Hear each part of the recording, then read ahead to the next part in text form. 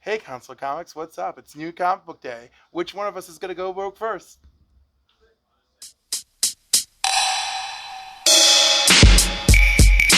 Yeah. Shout out to Madness. Yeah. Rogue Nation 845. Bro. What is good, Council of Comics? Welcome to another edition of New Comic Book Day. Paul Diggy over there, he just showed up. You know what it is. We're here to pick up the new comics. Remember, why I say what's good, Council of Comics? Because we consider all of y'all part of the Council of Comics. Thank you for watching. Let's go check out what we got. Let's go.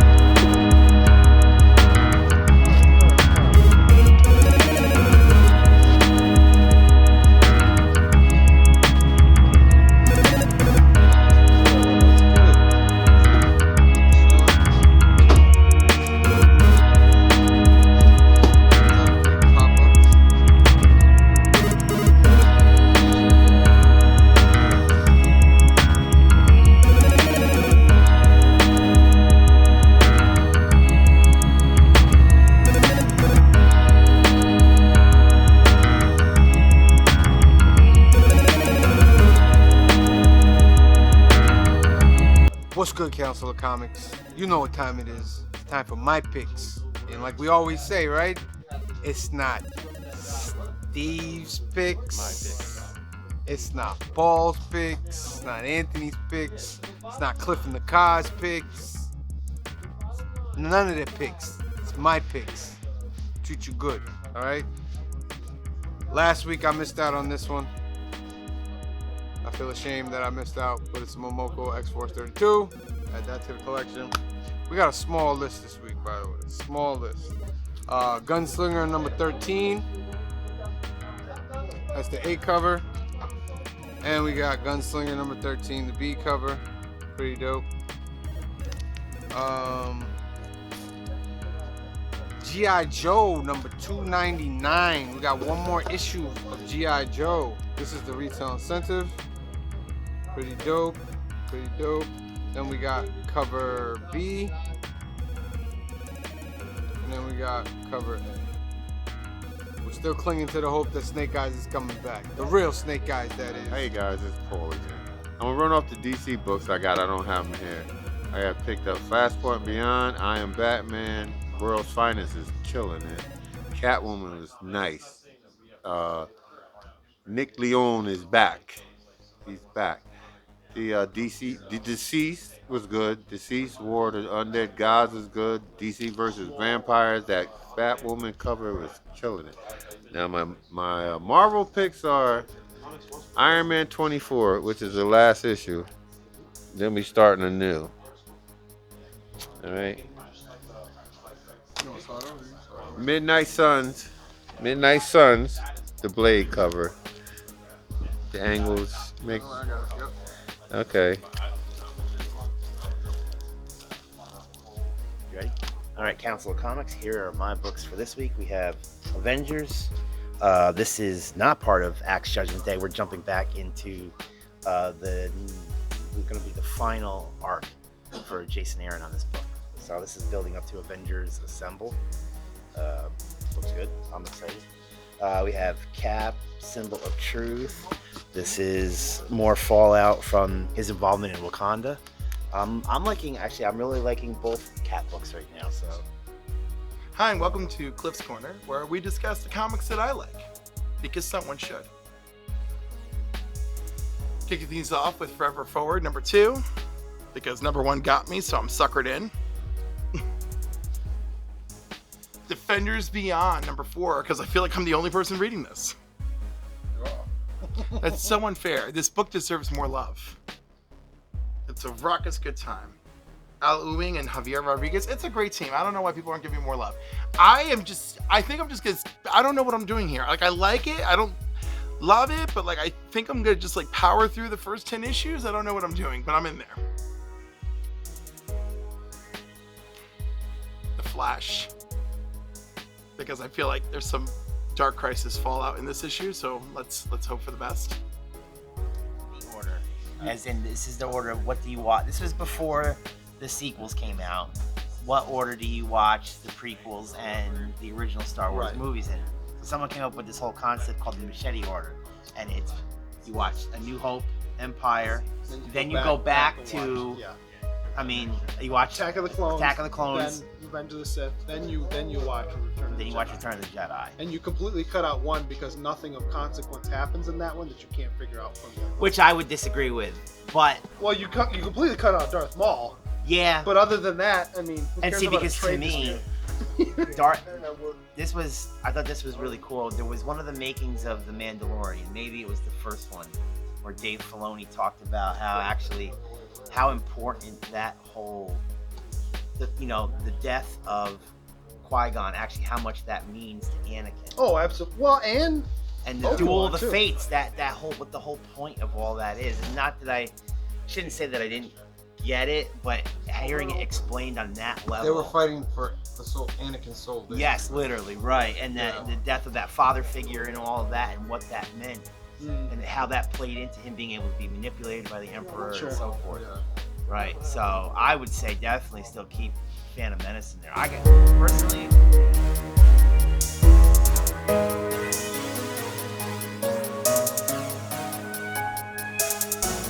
Excited to read that. Carnage #7.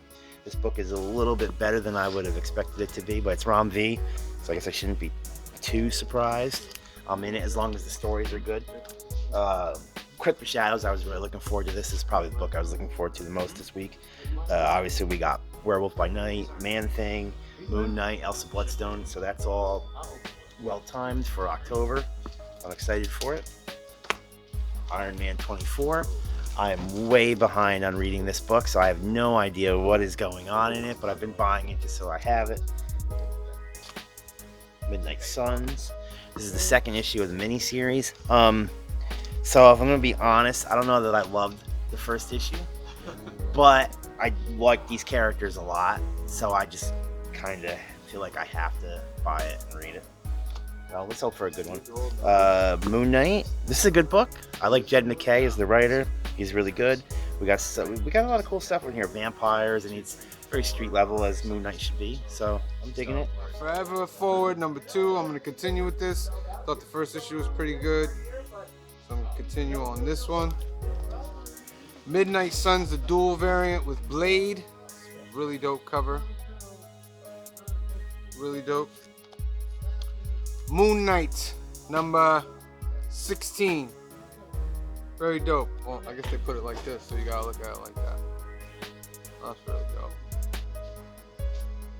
Oh, here comes one of them Anthony's. It's not his picks, it's my picks. Moon Knight's like one of my What? picks. This is a really good book. Yeah? Yeah, I've been so reading share it. picks. I've been reading it. Yeah, this is one of my favorite series right This now. cover is sick. Yes, Darth Vader, But look, that's like, I mean, it's, number I guess 28. Is it supposed to be Padme's? It's her handmaiden. Yeah, but The I mean, one that that looks like Padme. Yeah, yeah. That's She was one of the people that would the impersonators. impersonate her. Yeah, yeah. Darth Vader number 28. Great story, great story. Eve was one of my favorites till it ended, but they came back with a second series. Eve, Children of the Moon, from Boom Studios. This is cover A, and a gorgeous cover B. I really like the coloring and all that on it. Pretty dope. The Key, Flashpoint Beyond #6 with the first appearance of the 13 or whatever they're supposed to be. We'll see about that. World's Finest, with the return of Superman's sad orphan sidekick that, that Bruce and Clark should never be allowed to handle children who arrive from another world or another dimension. Black Adam #5 of 12. What are we gonna learn about White Adam this time? Crypt of Shadows #1, because it does look fun. Why not? It's Halloween season. Dark Crisis Young Justice #5 of 6 with the son of Mixoplick. Mickey? Yep, Mickey Mixoplick. Deadly Neighborhood Spider-Man. Spider-Man in LA going to fight demons.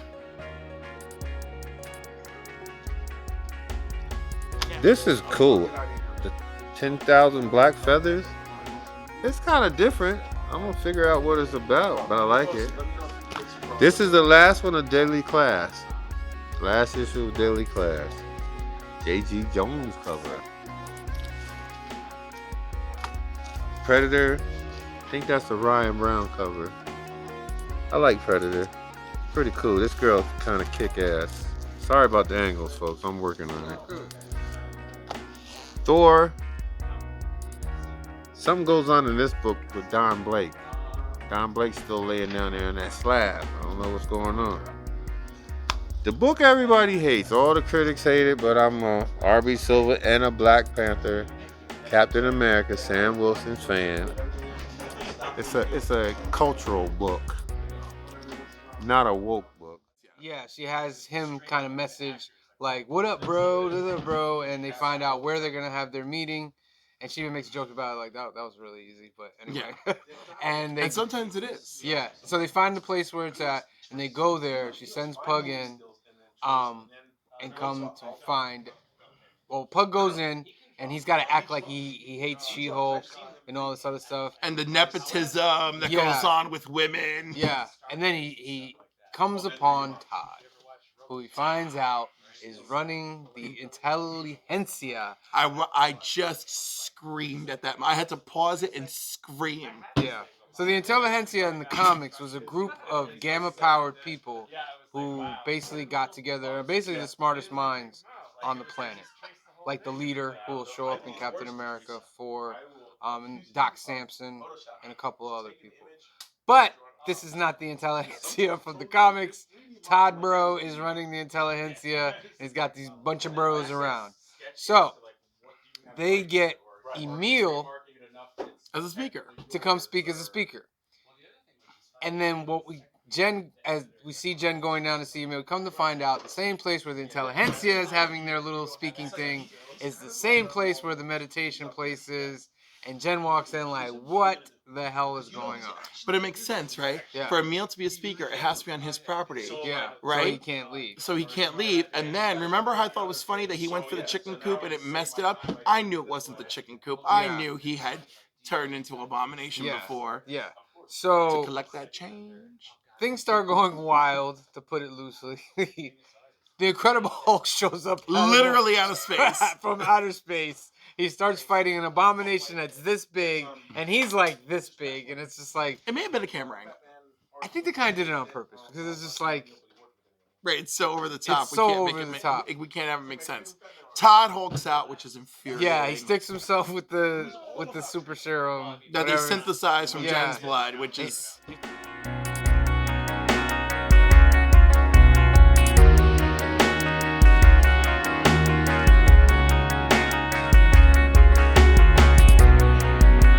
I think Phantom Menace gets a bum rap anyway, because I like Phantom Menace. I do too, man. Especially if you watch it with your kids, it's a whole different vibe There's for you. parts of it that I like, but there's some of it that's just so it dry. is. And I mean, I know Jar Jar gets a bad rap, but even he's watchable in certain sections. But it's one of those, he's too much. You cut some of them out, you can live with the rest of it. There's a couple of things you could have pulled back on. There was a lot of But here's Olsen the twin wild humor part in though, there, but and I can't remember if I read it in an article or I saw it on YouTube somewhere. But this guy was talking about, you think about the entire Star Wars franchise hinges on Qui-Gon betting on a pod race. Yeah. If Anakin doesn't win, right, nothing happens. None of that ever happened. He's stuck on that planet. Yeah. Anakin's still a slave. All that stuff.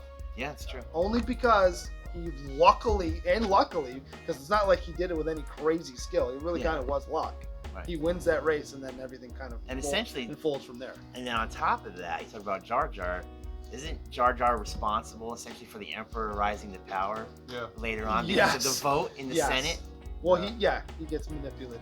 Yeah. So there's another character right there that people all hated, but he does play a role in that. You know. Well, and then there was that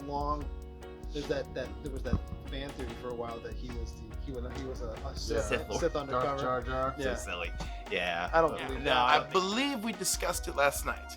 Miracle Man #1 is the reprint of the Silver Age, which has not been collected before. I got this really cool cover. So although Miracle Man 0 was new stories, like an anthology, this is a reprint of Silver Age, which is, I think, that epic battle that took place in the original gaming series. X-Force 33, because it's a Judgment Day.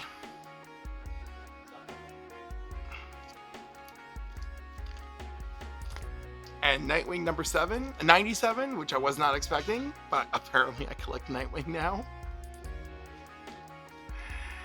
And James Tynion, Wind, Thrown in the Sky. Number 3, because Wind is freaking awesome and y'all should really be reading this and giving it a chance.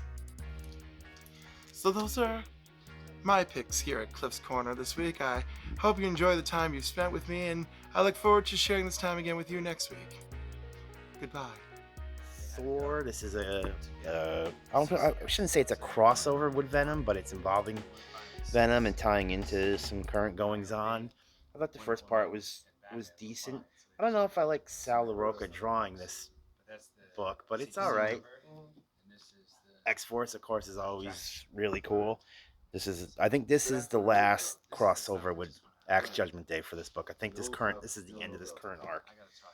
And then this is X-Men. We got Forge and I believe Calabac with the Vault. They're picking up on that thread from those characters from the Vault that was earlier in this series, which I thought was cool. So, and I like Josh Cassara on the art. He's like excellent. He's like one of the best artists they got at the company right now. So I'm looking forward to reading this one too. So that's it for this week. This is Walking Dead, but this is that Tula Ote. That's her cover. Supposed to be the origin of the gunslinger in this one. So now we're going to get his origin. Mr. Miracle, Mark Buchanan, is doing the artwork. I thought it was going to be like reprints, but they're really doing whole new stories. Mr. Miracle. And last but not least, I love the Mark, man. If you missed out on that series, there's only 6 issues to it. Maybe 6 times 2, 12 issues altogether, different segments. But the Mark, this guy is great artwork, and he does the artwork and writes the story. But it's pretty cool. It's pretty cool. They have it in 3D, but I can't do 3D. I get migraines. But it's nice to see you. I know I sound a little nasally because I got a cold maybe. But I doubt it's a cold, just got flat noses. Getting there up in there, but I'll see y'all soon. Peace. Love you. Crypt of Shadows #1. This is a team-up book with Man-Thing, Moon Knight, Elsa Bloodstone, X-23, and Blade's daughter. This is not her first appearance though, but this is her first full appearance. On the cover, yeah. On the cover. You can also find her in that free comic book day, Judgment Day. That's her official first appearance. It's a key book. This is pretty cool. We'll see how this goes. Deadly Neighborhood Spider-Man with the alternate universe where Spider-Man is just a little bit tougher. We'll see how this goes. Catwoman #48. This is DeSozo. She's doing all the B covers now. It's pretty dope. Shout out to Sozo. And we have Black Adam #5 of 12.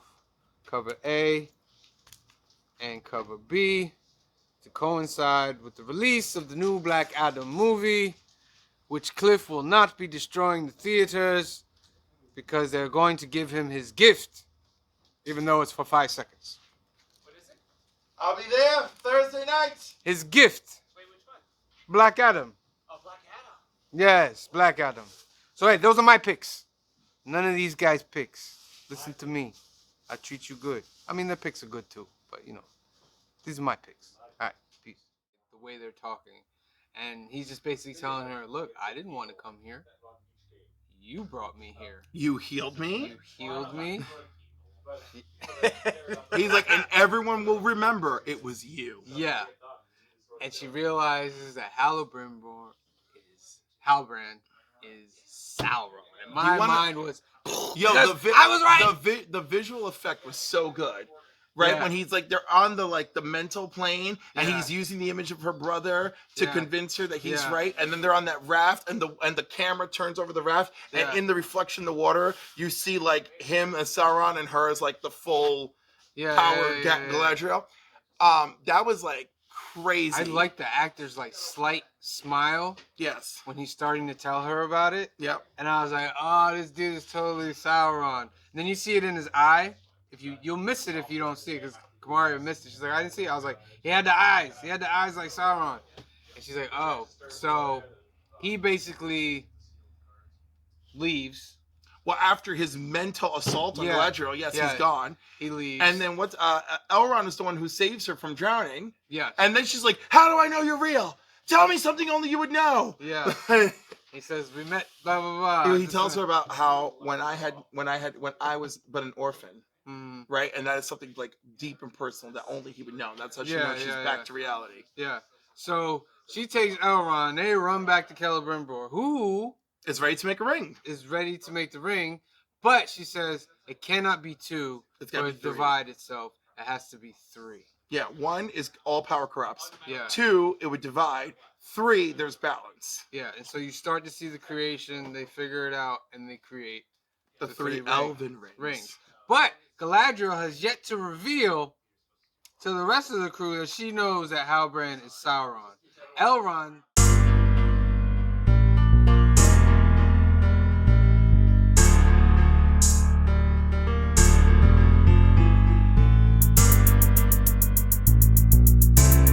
I don't think so either. Yeah. I'm actually surprised that they didn't, because they didn't reference him in Kenobi, right? I don't remember at all. I was honestly kind of expecting something. Yeah. I mean, because why not? You know. I mean, who knows? They may still do something. I just think in the new world that we live in, they're just gonna get too much backlash on his speaking and. I think, but I think if they do it the right way. Even though he's beloved. Because there's a lot of people, we talked about this on Sunday, how many people hated the first 2 Spider-Man. Yeah. But they got that redemption in, No Way Home. I think if it's done right, you could bring Jar Jar back in. Again, you're not gonna do a Jar Jar series. They wrote a story for him in one of the Aftermath novels. Yeah. Okay. Right. So he's like on some planet being a clown, basically. Right. For kids. Yeah, that's true. Yeah. That is true. No, listen, as far as I'm concerned, the prequels in general got completely redeemed by the Clone Wars cartoon. Yeah. A great story for Jar Jar is if he's like a broken down old man jester in some I think that's essentially king what they somewhere. did. He's just a drunk and he hates his life. He's basically that, but you know, he's not for a king. He's like on the street, play around him and stuff like that. It's like a street. Is he like a street performer maybe or something like that? Yeah. I didn't read the book, but I know what you're talking about. Yeah, that's pretty cool. Star Wars. No mishaps today. Look at Dave and his flannel. My pick of the week. I mean, what's the Hyper aware, one shot. It's yes. It's about 3 men that are stranded out in space. There's only 2 cryogenic sleep beds or whatever you want to call them. And one guy sacrifices himself, but then something goes awry on the ship, and the other 2 wake up to see something. So I don't know. I'll have to read it more. But it looks sci-fi, horror. It's pretty good. Sounds good. Thanks for joining us for another new comic book day. See everybody soon. Peace out. All right, Counselor, that's it for this week. Join us next week. Peace out. Peace out. Peace, peace, peace, peace. Double peace, love you, peace. All the pieces. Peace out, bro. Peace out, bro. See you guys next time. Have a good one. Peace out, man.